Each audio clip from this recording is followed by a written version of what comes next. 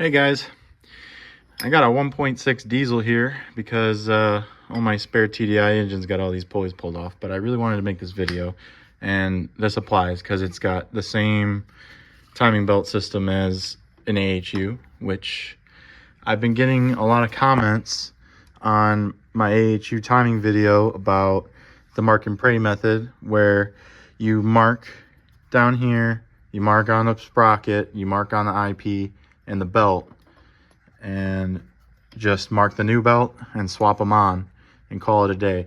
Well, the main problem I have with that is when you pull your old timing belt off of there and you got this pulley locked in place, and then you lock the camshaft at TDC, this pulley may not be turned exactly where it needs to be for the new belt to slip into place. It could be that, it could be like that, it could be like that, it could be like that, it could, it could be all over the place, because when you think about it, the old belt that you take off of there was probably installed with this sprocket loose. So when you go to put this belt on and you get all your slack out of everywhere and slide it over the cam sprocket, see how there's no slack between there at all, and it's all on this side of the pulley to go onto the timing tensioner.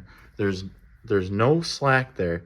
See, the sprocket takes that up, and then you mark, and then you lock the timing on the back side of the engine.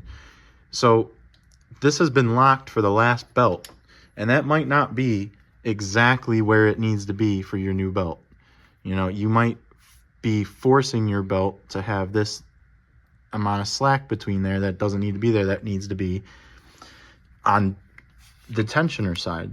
And I've seen it done many times, and sometimes it just happens to work out, and it'll work out over and over for somebody until it doesn't, and you go to start your car and it's just enough out of time that your valves tap. You rotate it by hand, there'll be a little tiny bit of resistance, but it'd be easy. You could rotate it by hand and your valves will be kissing just a little bit, and you make it 2,500 miles and you drop a valve out in the middle of nowhere, and it's a really bad, really expensive day.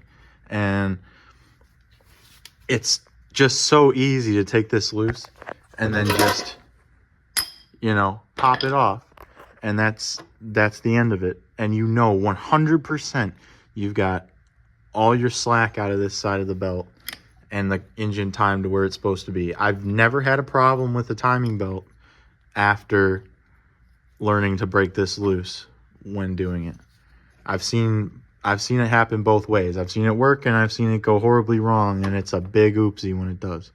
So just break that loose and just smack that off of there. It's super easy, and it gets your timing dialed in.